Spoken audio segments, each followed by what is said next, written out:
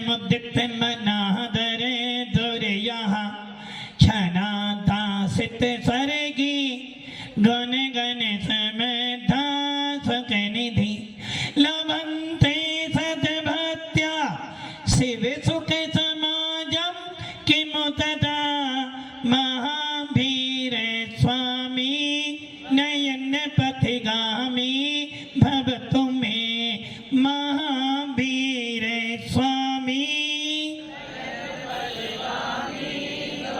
महावीर स्वामी गुरुवाह पंतनो नित्यं ज्ञान दर्शन नाहिगा चारित्राणां गंभीरा मोक्षे मार्ग उपदेशिका।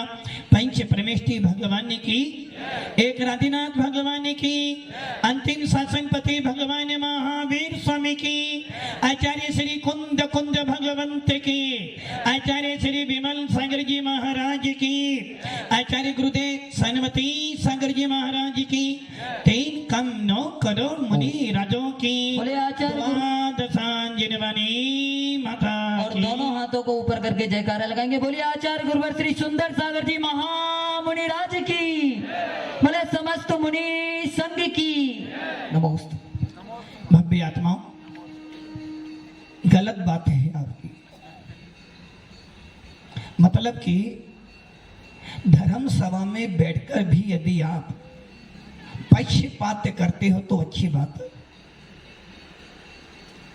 ऐसा नहीं सोचा था मैंने आपके बारे में कि आप ऐसा पक्षपात भी करते हो। मैंने ये बुलवाई तो बहुत धीरे से बोली, आपके पंडित जी ने ये बुलाई तो आपने दोनों हाथ भी ऊपर उठा ली और बहुत जोर से बोली। तो भैया पंडित जी में और मेरे में अंतर तो है ना? हाँ महाराज जी अंतर है। पंडित जी हमारे गांव के और आप बाहर से आए हो इसलिए अंतर तो। भव्य आत्माओं, जब जब भी पूज्य पुरुषों का स्मरण करते हो तो आपका मन वचन काये तीनों उसमें लग जाने। राकेश जी ऐसी मिलावट मत करो। लगना चाहिए कि भीलवाड़ा में यदि साधु संत आया है, पंडित जी आपके कहीं जाने वाले, आपके अपने हैं और हम नहीं, अपने होते तो ये अंतर नहीं होता। भव्य आत्माओं, अंतिम तीर्थेश्वर भगवान महावीर हमारे जाने माने तीर्थंकर हैं और कैसा भी जैनी हो। केसर वाले भैया जी सावधान। वो कह रहे थे मेरे से, महाराज मैं आंख बंद इसलिए करता हूं ताकि लोगों को लगे कि सो रहा हूं, किंतु मेरी आत्मा कहे नहीं भैया, आंखें बंद इसलिए की है कि बाहर के व्यक्ति को नहीं देखूंगा तो अंदर में उतरने का प्रयास करूंगा। कायदे में तो यही है, जब भगवान की प्रतिमा देखो और अपनी आंखें बंद कर लो तो अच्छी बात नहीं है। क्योंकि भगवान की प्रतिमा देखो तो आपके नेत्र खुले हो और मन स्थिर हो जाए। जब भगवान के दर्शन करो नेत्र चंचल हो किंतु मन स्थिर हो जाए तो अंदर का भगवान दिखाई देता है। और जब प्रवचन सुनो तो आंखों को बंद करो और अपने अंदर की दृष्टि को खोल लो तो लगे कि मैंने अंदर में निवास किया है। इसलिए भव्य आत्माओं, जब कभी भी धर्म करो, जब कभी भी धर्म करो तो ये सोच के धर्म करना कि ये धर्म मैं अपने लिए कर रहा हूं। किसके लिए कर रहा हूं? किसके लिए? दुकान किसके लिए चला रहे हो? अपने लिए, परिवार के लिए। खाना किसके लिए खा रहे हो? परिवार के लिए। यदि नहीं खाऊंगा तो मर जाऊंगा और मर जाऊंगा तो फिर परिवार का क्या होगा? दुकान चलाते हो परिवार के लिए, खाना खाते हो परिवार के लिए, और दर्पण के सामने एक बार नहीं, 3 बार नहीं, 10 बार अपना चेहरा देखते हो। किसके लिए? अपने लिए, लोगों के लिए कि लोग क्या कहेंगे। और भव्य आत्माओं, कपड़े भी पहनते हो, किसके लिए पहनते हो? किसके लिए? अपने लिए। लोग मुझे देखकर कहें कि हाँ कोई रईसदाद आया है जितने अच्छे कपड़े पहने हैं, मतलब कि सारी क्रिया आपकी दूसरों को दिखाने के लिए हो रही है। तो हे भव्य आत्मा, हे ज्ञानी जीव, जब सारी क्रिया तेरी दूसरों को दिखाने के लिए हो रही है तो फिर जैन शासन पाकर भी तू क्या कर ले? कमाते हो दूसरों के लिए, खाते हो दूसरों के लिए, पहनते हो दूसरे के लिए, खर्च करते हो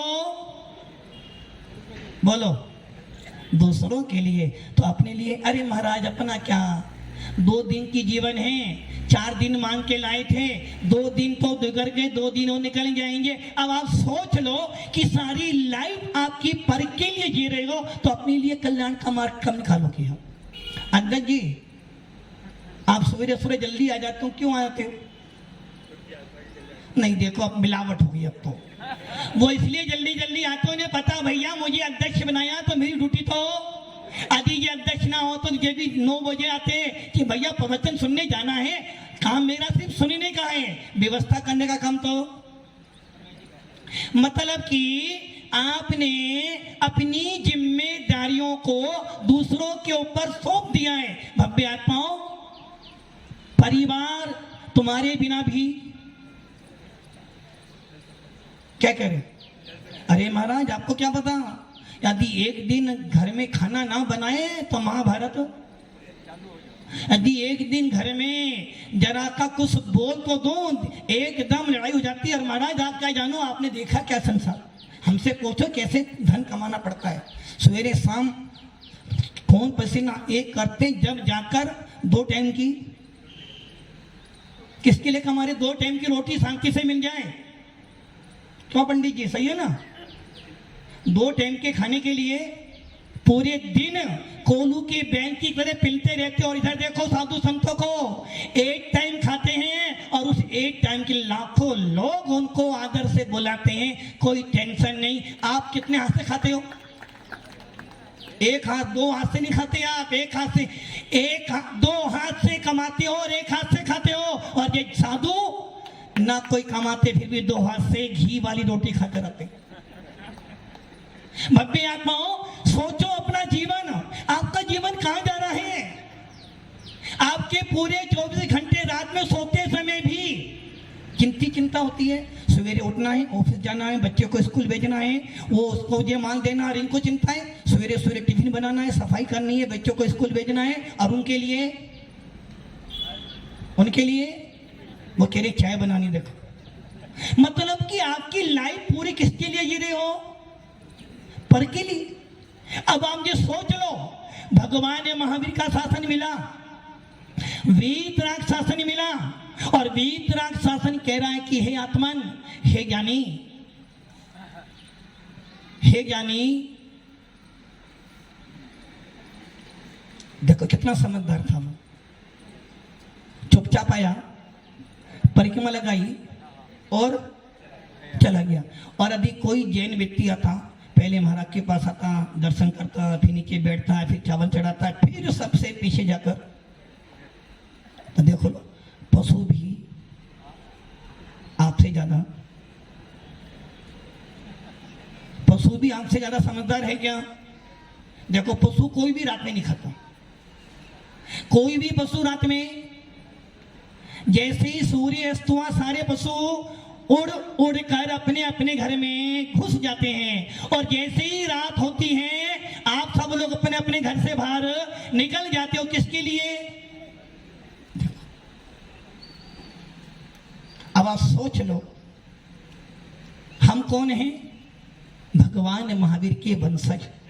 हम कौन हैं? आदिनाथ के वंशज। हमें क्या मिला है? वीतराग शासन मिला है। और भव्य आत्माओं, ये वीतराग शासन यूं ही नहीं मिल जाता है, बड़ी मेहनत की है, बड़ी मेहनत की है, बड़ी मेहनत की है।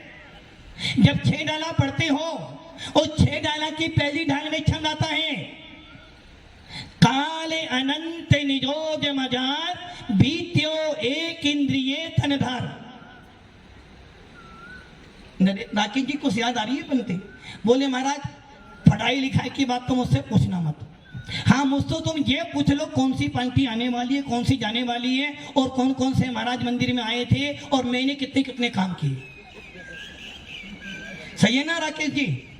मतलब कि इनको अपना हिसाब तो पूरा पता है, किंतु जिन शासन का हिसाब नहीं पता है।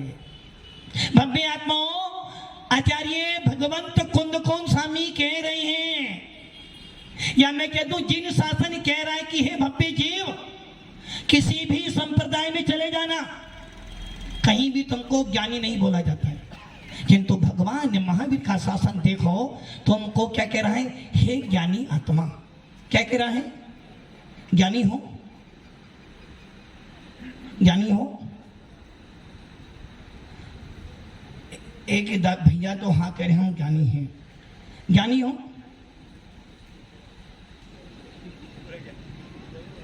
अब बताओ, पंडित जी भी मना कर रहे हैं हम ज्ञानी नहीं है। अच्छा, ज्ञानी कौन कौन है? एक तो ज्ञानी वो बैठे, एक तो बैठा है, और एक ही बैठा ज्ञानी, बाकी सब अज्ञानी हो। तो भैया फिर मेरा उपदेश तो बेकार है, क्योंकि अज्ञानी यदि मेरा उपदेश सुनेगा तो क्या कहेगा, महाराज गलत बोल रहे हैं, और फिर ना मेरा तुम गलत प्रचार करोगे। इसलिए हमारे भगवान ने लिखा, कुंद कुंद स्वामी ने रेन सर में लिखा, मिथ्या दृष्टि जीव को कभी भी उपदेश, क्योंकि मिथ्या दृष्टि जीव क्या करेगा, क्या करेगा? भैंस देखी ना, भैंस देखी, भैंस क्या करेगी? भैंस यदि भैंस को पानी में डाल दो, उतार दो, क्या करेगी भैंस? हाँ भैया, क्या करेगी भैंस? लाल कमीज वाले भैया आपसे ही पूछा, बाकी मुझे नाम नहीं पता, अभी 2 दिन हुए। राजकुमार जी, कहाँ के राजकुमार हो भाई? कौन सी राजधानी मिल गई आपको, राजकुमार बन गया? हैं जी, गांव के राजकुमार। देखो, राजकुमार तो नगरों का होता, गांव का तो सरपंच होता भैया। चलो, राजकुमार तो अपने घर के राजकुमार तो हैं। ये बताओ राजकुमार जी, एक भैंस को पानी में उतारो तो भैंस क्या करेगी? पानी में तैरेगी? राजकुमार जी, ऐसा तो स्वयं को मत बनाओ कि भैंस उसमें तैर जाए। अरे भैया, यदि भैंस को पानी में उतारोगे तो भैंस क्या करेगी? ना तो पानी पिएगी और ना तो स्वयं पानी पिएगी और ना पीने देगी। वैसे ही कुछ श्रोता ऐसे भी होते, मिथ्या दृष्टि श्रोता कैसे होते, ना तो सुनूंगा ना सुनने। तो अपने अपने आसपास देख लेना, कोई ऐसा व्यक्ति तो ना बेटा जो तुम्हें ना सुनने दे। और क्या करती है भैंस? चलो मत पी, ना पीने दे, कम से कम शांति तो बैठ। भैंस क्या करती, ना तो पानी पीती हो ना पीने देती, बल्कि पानी को गंदा, और गंदा पानी किसी काम में। वैसे ही मिथ्या दृष्टि जीव को जिनवानी ना सुहाए। इसलिए मिथ्या दृष्टि अज्ञानी जीव ना तो जिनवानी सुनता है और ना सुनने देता, और सुन भी ले, यदि बैठ भी जाएगा तो उस जिनवानी को गंदा। और तो आप लोग अज्ञानी हो, और दादा की अब अज्ञानी नहीं है। अरे भैया, मैं अज्ञानी नहीं हूं, क्योंकि मेरे पास भगवान आत्मा है, मेरे अंदर भी भगवान महावीर जैसी आत्मा मेरे अंदर भी विद्यमान है।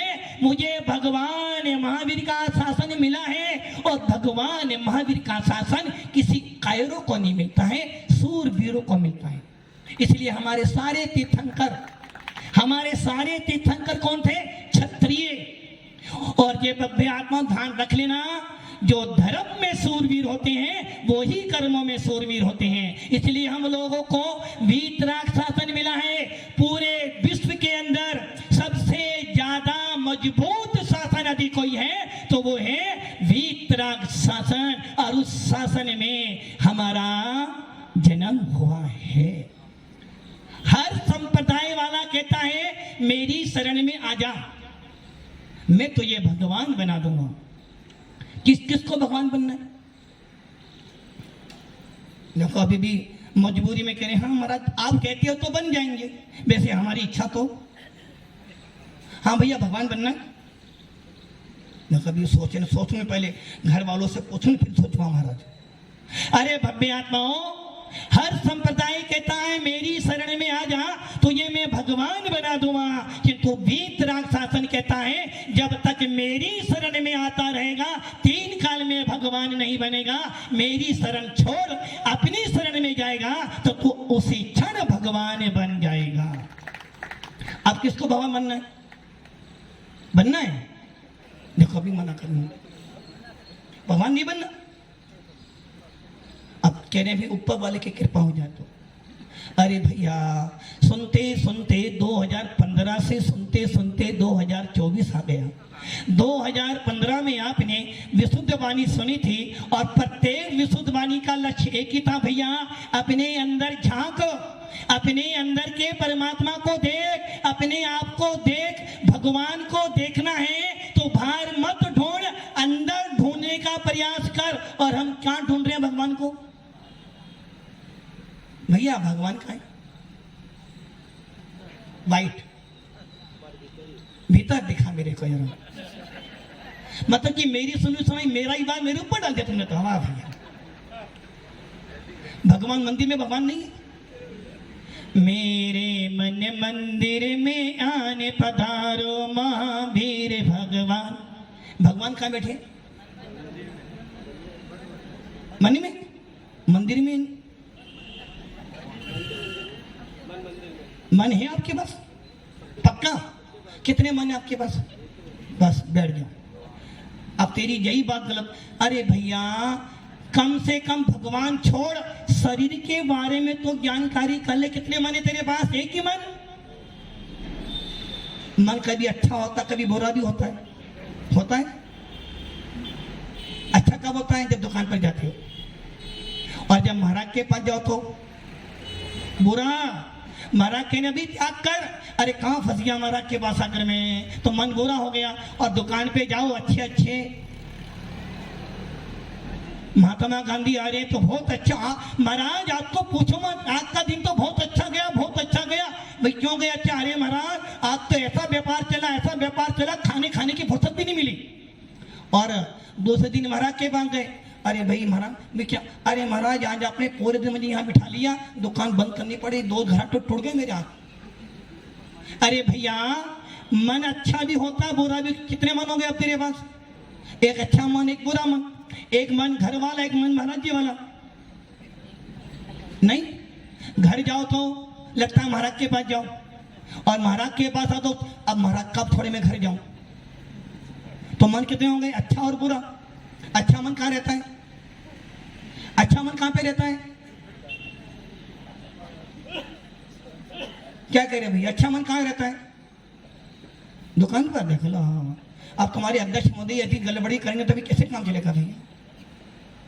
अरे भैया मन हमारे पास नहीं, मन 2 हैं, एक भाव मन और एक द्रव्य मन। द्रव्य मन डॉक्टर भी नहीं पकड़ सकता और भाव मन को हम नहीं पकड़ सकते।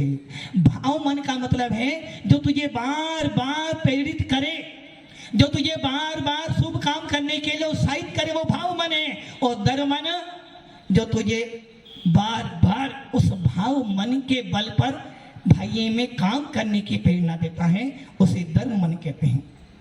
भव्य आत्माओं, आपको जिन शासन मिला है क्या करना है? भगवान कहां पर है?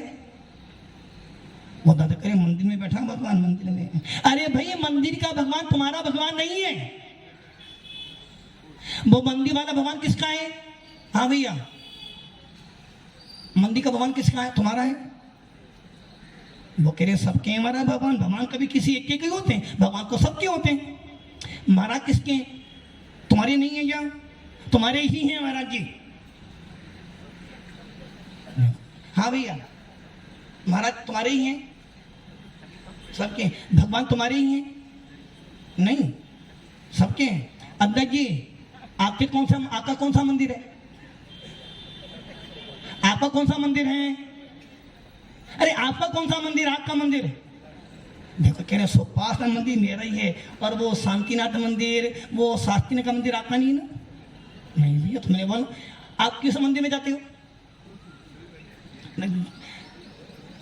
झूठ मत बोलो सजन वे, झूठ मत बोलो, खुदा के पास जाना है, ना हाथी है ना घोड़ा है, वहां पैदल ही जाना है।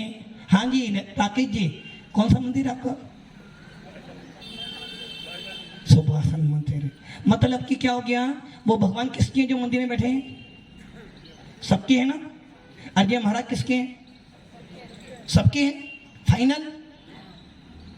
तुम्हारे अकेले के तो नहीं ना भैया? तुमसे ही पूछ रहा हूं। भगवान ये महाराज किसके हैं? अच्छा मैं किसका हूं? तुम्हारा हूं। और सबके ही हूं। और आपका घर है? घर किसका है? सबका? किसका? मेरा? अरे भैया अभी तुमने बोला भगवान सबके हैं, महाराज जी सबके हैं, तो घर सबका नहीं है क्या? तुम्हारे घर नहीं है भैया? तो तुम्हारा घर सबका घर है ना? क्या बोल रहे भैया? हाँ भैया तुम्हारा घर है? चश्मे वाले भैया तुम्हारा घर सबका घर है? नहीं सबके घर, तो तुम्हारा घर सबका घर है क्या? तुम्हारा ही है, तुम ही मालिक हो। और मंदिर का मालिक कौन है? सब। मंदिर में जरा सा काम करना हो तो अध्यक्ष को मीटिंग करनी पड़ेगी, और अभी बिना मीटिंग पास कर दिया तो होता कौन है भैया पास करने वाला? तुमने हमसे पूछी थी क्या? और घर में कोई काम करना हो तो पहले करो, पहले मीटिंग करो, पूरी समाज को बुलाओ। करोगे क्या? क्यों भैया? अरे महाराज पागल हो रहे आप, घर का मालिक मैं हूं और मंदिर का मालिक हम सब हैं। मतलब कि आप सरागी लोग वीतराग के मालिक बन रहे हो। मतलब कि क्या लिख दो, हमारी आज्ञा से मंदिर चलता है। अरे भैया राकेश की गड़बड़ी हो जाएगी अध्यक्ष की आदेश से। मतलब कि आपने वीतराग मंदिर का मालिक किसको बना दिया? रागी द्वेषी मोही को, जबकि घर का मालिक कौन बन रहा? मैं मालिक हूं, अकेला मालिक। अरे महाराज पता है बड़ी मेहनत से मकान बनाया था मैंने, और मंदिर हमारा सबका है। यदि छोटा सा भी काम करना हो तो सबसे पहले क्या? किसकी परमिशन? किनकी? किनकी? समाज की परमिशन। क्यों? अरे महाराज मंदिर सबका है, यदि महाराज को भी लाना है तो परमिशन समाज की, और घर में साले साहब आ रहे हो तो किसकी परमिशन लोगे आप? पत्नी को मेका जाना है, किसकी परमिशन लेगी भैया वो? मतलब कि रागी द्वेषियों को परमिशन चाहिए नहीं, और वीतराग भगवंतों को, वीतराग संतों को आने के लिए परमिशन की किसकी? समाज की। अरे भैया कितना ज्यादा आश्चर्य हो रहा है कि जो राग देश में फंसाने वाले उनको कोई अनुशासन, कोई परमिशन नहीं, और जो वीतराग का के पद पर चल रहे हैं उनके लिए परमिशन चाहिए। मंदिर किसका है? नहीं हमारा तो मंदिर कहाँ, समाज का मंदिर है ना। बाहर का नाम लिखा दिगंबर जैन, किसका मंदिर है? किसका मंदिर है? हाउसिंग बोर्ड और दिगंबर जैन समाज का मंदिर है। तो हाउसिंग बोर्ड के मंदिर में सिर्फ हाउसिंग बोर्ड के मंदिर के लोगों की चलती है, सही है? और महाराज आ जाए तो मंदिर तो तुम्हारा, हमारा तो मंदिर है ही नहीं। किसका मंदिर है? दिगंबर जैन हाउसिंग बोर्ड समाज का मंदिर। भैया कपड़े वाले दिगंबर नहीं होते, दिगंबर तो मंदिर पे नाम लिखा दिगंबर, और दिगंबरों को ही दिगंबर मंदिर में जाने के लिए परमिशन। मंदिर किसका है?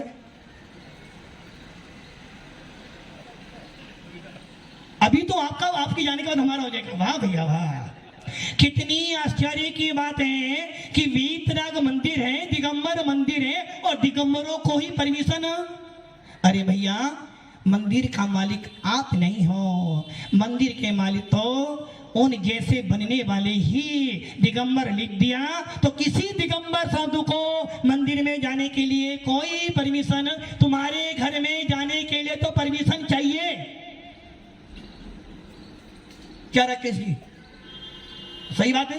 क्या कह रहा है? मंदिर में जाके परमिशन चाहिए, घर में जाने के लिए। एक मुनिराज यदि आता है यदि कोई मुनिराज संग लेकर आ रहे हैं तो उनको किसी भी मंदिर में प्रवेश करने के लिए समाज का कोई शरीफा लो न कि दिगंबर मंदिर किसका है, किनका, आपका दिगंबर लिखा है ना। जब दिगंबर लिख दिया तो हमारा एड्रेस कौन सा, दिगंबर भैया। हमारा घर कहाँ है, पूरे हिंदुस्तान में जैन संतों का, दिगंबर संतों का कोई एड्रेस हो, जहां जहां दिगंबर लिखा है वो सब हमारा। जब वो टेंशन में आ गए भैया, टेंशन में आ गए ना, नहीं टेंशन में तो कि महाराज ने तो अभी 2 दिन हुए नहीं है महाराज को और हमारी संपत्ति ले रही है महाराज तो भैया। अच्छा तो मैं गलत कह रहा हूं क्या, अपने आदमी से पूछ लो भैया, अपने आदमी से, क्योंकि हम तो अभी भारत के हैं। अभी परिचय होने के बाद ही अपने को कि हाँ महाराज हमारे, तुम्हारे तो भैया वो पंडित जी तुम्हारे हैं, उनसे ही पूछ लो कि पंडित जी महाराज कह रहे दिगंबर मंदिर तो हमारा है, हमारा है, वो कह रहे हमारा है, अब तो परमिशन दे दोगे भैया। अरे भैया दिगंबर शब्द जहां आ गया, दिगंबर हमारे भगवान, दिगंबर हमारे गुरु, और दिगंबरों की वाणी ही हमारी संसार सागर से पार करने वाली है। और जो राजा का बेटा राजकुमार जी, पापा जी हैं, पापा हैं, मालिक बन गया। मकान कहां से बनाया था, पापा ने बनाया, तुमने बनाया, देखो क्या मैंने बना, मैंने, पापा ने कुछ नहीं किया महाराज, पापा ने कुछ किया, वो मना करे, पापा ने कुछ, पापा ने बना के दिया। अरे पापा ने तुझे इस लायक बना दिया कि कम से कम जब कोई मुनिराज आए तो तू नमस्तु कर लेना। तेरे पापा ने तुझे ऐसे संस्कार दिए कि जब तू मंदिर जाए तो भगवान को नमस्तु कर लेना, और जब कोई दिगंबर संत निकल जाए तो को हे स्वामी अत्रो अत्रो अत्रो बोलकर अपने घर में हाथ करना। इतना बड़ा संस्कार तेरे बाप ने तुझे दिया है, जो संस्कार तुझे कोई भी नहीं दे सकता है। और फिर भी करा महाराज पापा ने नहीं बनाया, मैंने बनाया। अरे पापा ने हमें इतने संस्कार दे दिए कि बेटा सवेरे उठ के नमोकार मंत्र बोलना, और जब आंख बंद करे को नमोकार मंत्र बोलना। कोई दिगंबर साधु आ जाए, सबसे पहले एक काम करना, जब भी कोई दिगंबर साधु दिख जाए हाथ जोड़कर उनके चरणों में नमस्तु कर लेना और भावना माना कि हे भगवान ऐसा पल कब आए जब मेरे घर में किसी दिगंबर साधु का हार हो जाए। ये संस्कार कहां से लाए बेटा, अपने आप लाए, पापा ने दिए ना। तो पापा ने बहुत बड़ा, तूने तो सिर्फ मकान बनाया था, पापा ने उस मकान की नींव रखी थी। तूने तो मात मकान को सजाया था, किंतु पापा ने उस मकान में रहना सिखाया था। तूने मात सामान ला के मकान को भरा था, और तेरे पापा ने तुझे आत्मा में संस्कार देकर तुझे जैनत्व सिखाया था। भव्य आत्माओं, हमारा शासन बहुत उज्जवल शासन है। हर किसी को नहीं मिलता जैन शासन, और हर किसी को नहीं मिलते हैं दिगंबर संत। सौभाग्यशाली हो कि तुमको दिगंबर जैन शासन मिला है, पुण्यशाली हो जो आपको वीतराग शासन मिल गया है, और कितना पुण्यशाली हो कि सवेरे सवेरे आपको जिनेंद्र देव का अभिषेक करने का अवसर मिल जाता है। और चलते फिरते कभी कभार, चलते फिरते कभी कभार ये साधु संत मिल जाते हैं, जिनको देखकर भावना बन जाती, क्या रहे सदा सत संगे उन्हीं का, ध्यान उन्हीं का, नित्य रहे उन्हीं जैसी चर्या में जे चित्त सदा अनु। इतने सारे संस्कार तुम्हारे पिता ने दिए, और तुम्हारे पिता ने क्यों दिए, जो कि वो जानते थे कि ये बेटा जैन कुल में पैदा हुआ है, भगवान महावीर का अनुयायी है, और जो भगवान महावीर का अनुयायी होता है उसके मन में, उसके वचन में और उसके काया में रोम रोम के अंदर वितरागता प्राप्त करने की अभिलाषा होती है। इसलिए हमारे जैन शास्त्रों में हमारे आचार्य भगवंतों ने, हमारे तीर्थंकरों ने एक ही उपदेश दिया कि यदि तू वास्तव में भगवान बनना चाहता है, वास्तव में यदि तू अपनी आत्मा के अंदर भगवान को देखना चाहता है, यदि वास्तव में तो इन साधु संतों के अंदर अपने आप को देखना चाहता है, तो एक काम कर लेना कि अपने मरण को सुधार लेना। जन्म को सुधारने की बात नहीं कहूंगा, क्योंकि अब आप जन्म सुधार नहीं सकते। कोई ऐसा व्यक्ति है जो अपना जन्म सुधार सकता है यहाँ पर? राजकुमार जी, मंत्री मोदी बैठे हैं सामने, क्या पूछ रहा हूं मैं? राजकुमार जी क्या पूछा मैंने? राजकुमार जी क्या पूछा मैंने? जब जब दूसरों में जाओगे अपना आनंद खो दोगे।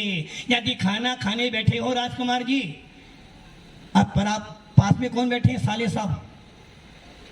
पत्नी ने गुलाब जामुन को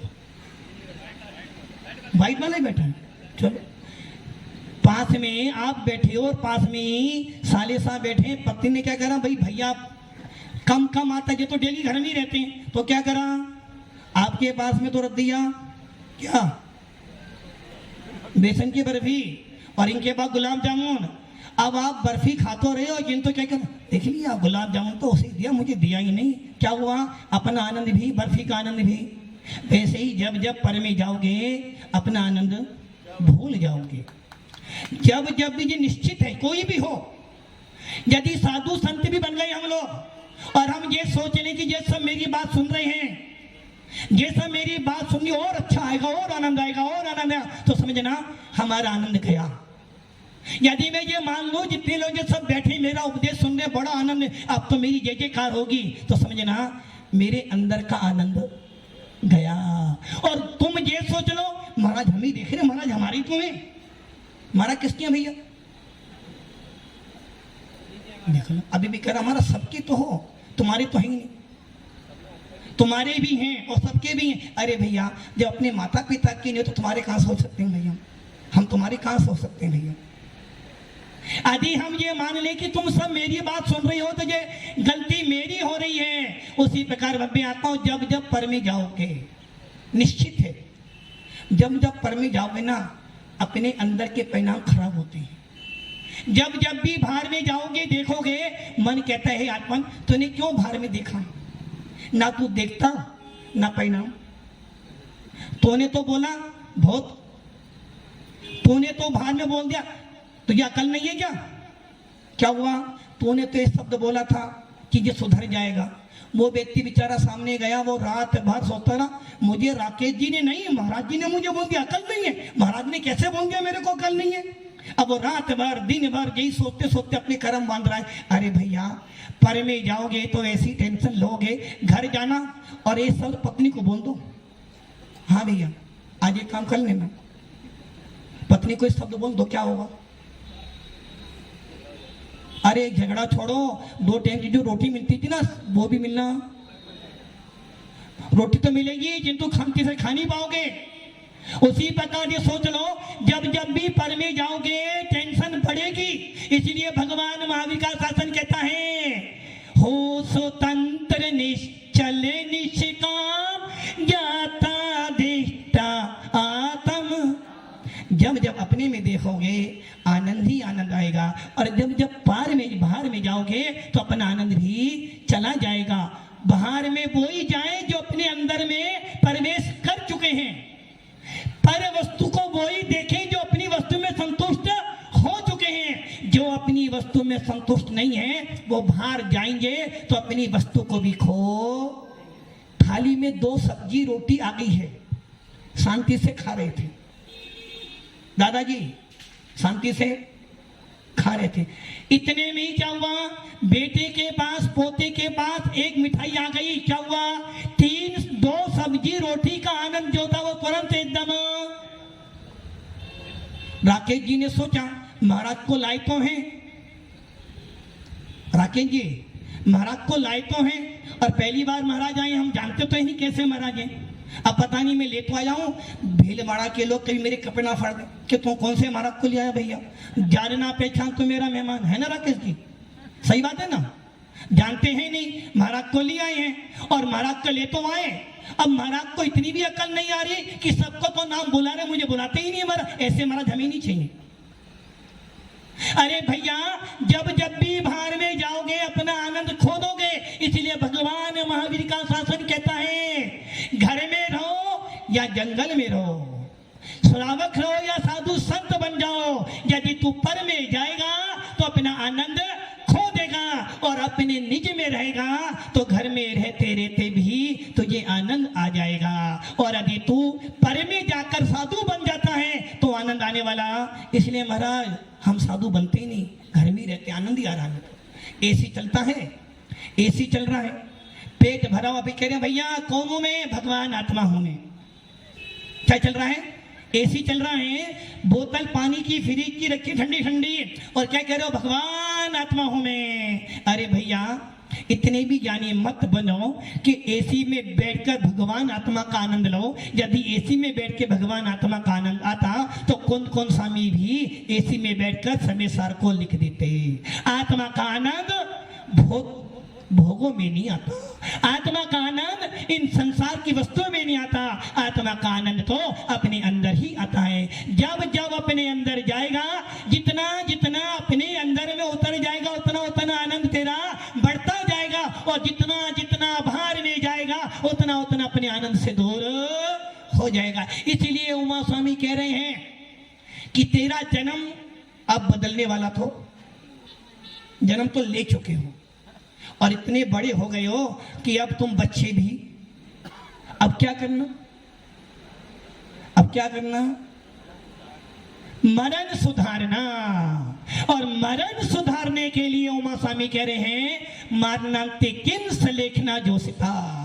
मरण के अंत में है प्रयोजन जिसका, मरण के अंत में जिसको लिया जाता है उसे कहते हैं संलेखना।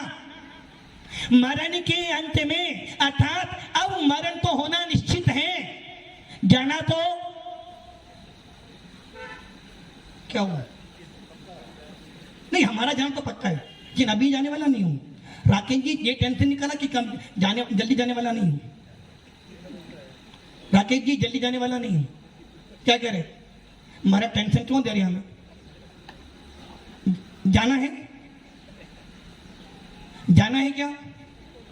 हमें नहीं जाना ना, तो मैंने अपनी बात कर लेना। अभी भी कह रहे महाराज आपको नहीं जाना।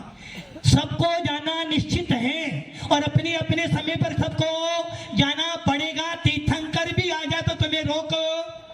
दल बल देवी देवता माते पिता परिवार, मरती बिड़िया जीव को कोई न राखन हार। सबको अपने अपने नंबर पर जाना है, किंतु भव्य आत्माओं उमा स्वामी कह रहे जाना निश्चित है और आना भी। राजकुमार जी आना भी। क्या करें? जाना तो निश्चित है ना। जितने सदन में बैठे सबको जाना निश्चित है। कहां जाना है? महाराज आपके उपदेश के बाद घर तो जाना ही जाना है। ऊपर जाने के बाद तो हमने भी सोची नहीं, घर जाना जरूर है। सबको जाना है, सबका जाना निश्चित है और आना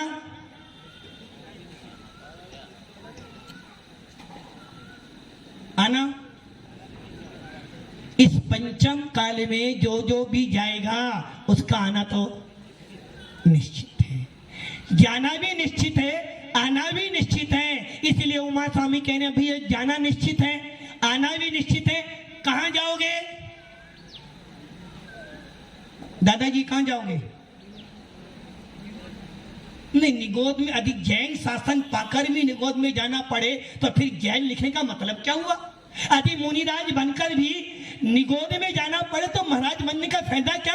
और नमोकार मंत्र बोलने वाला मरता है और निगोद में जाए तो फिर नमोकार मंत्र बोलने का फायदा क्या तेरा? सवेरे शाम उठता है, सवेरे उठता है तो महावीर स्वामी की जय बोलता है, रात में सोता है तो नमोकार मंत्र बोलता है, यदि कोई मिल जाए तो जय जिनेंद्र करता है, फिर कह रहा कि मैं निगोद में जाऊंगा। इतने पुण्यहीन तो नहीं है, इतने पुण्यहीन तो जो जैन कुल में पैदा हो गया है और जो नमोकार मंत्र को समझता है, इतना पुण्यहीन नहीं कि उसे निगोद जाना पड़े। और भव्य आत्माओं कुंद स्वामी कह रहे हैं और यदि जैन कुल को पाकर भी, निर्गंतों का सानिध्य पाकर भी तुझे निगोद जाना पड़े तो समझे ना तेरे अंदर की मशीन पूरी की पूरी खराब नहीं, बंद पड़ी है। खड़ा हो तो खराब सुधारी जा सकती है, वो तो पूरी बंद पड़ी है। इसलिए जैन कुल मिला है, निर्गंतों का समागम मिला है, और निर्गंतों का समागम पाकर हम अपने नाम के पीछे जैन लिखते हैं, जैन। और एक जैन व्यक्ति लाखों की भीड़ में भी शान के कहता है कि मैं जैन हूं, जियो और जीने दो। और ऐसा जैन कुल पाकर, ऐसा वीतराग शासन पाकर भी निगोद में जाना पड़े तो मेरे जैन होना सबसे बड़ा दुर्भाग्य है। कहां जाना है? देखो भैया, मेरी बात सिर के ऊपर से जा सकती है, जाए कोई बात नहीं, किंतु दिल पर असर करे तो बहुत अच्छा हो जाएगा। मुझे तुम्हारा दिमाग सही नहीं करना, दिमाग तो तुम्हारा बहुत बढ़िया है, तुम्हारा दिल परिवर्तन होना चाहिए। तुम्हारे दिल पे चोट लगे कि मैं जैन हूं, मुझे वीतराग शासन मिला है, मात्र धन संपत्ति कमाने के लिए नहीं मिला, मुझे अपनी आत्मा का कल्याण करने के लिए मिला है। एक दिगंबर संत समाज में जाता है, समाज उसका बहुमान करे या ना करे कोई फर्क पड़ने वाला नहीं। राकेश जी सही कह रहा हूं ना? सही नहीं कह रहा, गलत कह रहा हूं? अच्छा, एक तुम्हारे ऊपर उदाहरण ले लेते हैं। आपकी शादी तो हो गई है, शादी हो गई है? नहीं, मुझे पता नहीं, पूछ रहा हूं। शादी हो गई है आपकी? वो मैडम कहाँ की रहने वाली है? किशनगढ़। कभी जाते हो? जाते हो बिना बुलाए, बुलाने पर? बुलाने पे। और अभी आप बुलाने पर गए, अब ससुराल में कोई आपको बहुमान ना दे, फिर भी जाओगे ना? क्यों जाओगे? देवी देवी तो ऊपर रहती है।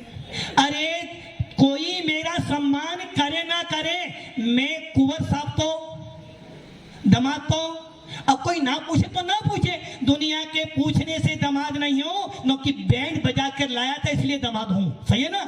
वैसे ही दिगंबर साधु का कोई समाज सम्मान करे ना करे कोई फर्क नहीं पड़ता, मैं दिगंबर मुनि हूं, मेरी आत्मा से मुझे फर्क पड़ता है। लाखों की भीड़ मुझे नमस्तु करे तो कोई बड़ी बात नहीं, और लाखों की भीड़ मुझे नमस्तु ना करे कोई फर्क नहीं पड़ता, किंतु मैं यदि अपनी आत्मा में सोचूं कि मैं दिगंबर संत हूं तो बहुत बड़ा फर्क पड़ता है। इसलिए भव्य आत्माओं, दुनिया के कहने से, दुनिया के बोलने से आप जैन नहीं हो, और दुनिया की पूजा करने से हम साधु संत नहीं। यदि मेरी आत्मा अंदर से गवाह कहे कि मैं साधु संत हूं, तो दुनिया मुझे बाहर में कहती भी रहे तो कोई फर्क पड़ने वाला। तो कहां जाना है? शेष बात, शेष बात है ना, काल करे तो आज कर, आज करे तो परसों, और जल्दी जल्दी क्यों करता भी तो रहना है। और राकेश जी टेंशन मत लेना, टेंशन तो नहीं हुई आपको? बीपी कंट्रोल रहेगा ना बीपी? भव्य आत्माओं, बस उमा स्वामी बंदे ने यही लिखा है, मरणांति किम सलेखना जोशिपा।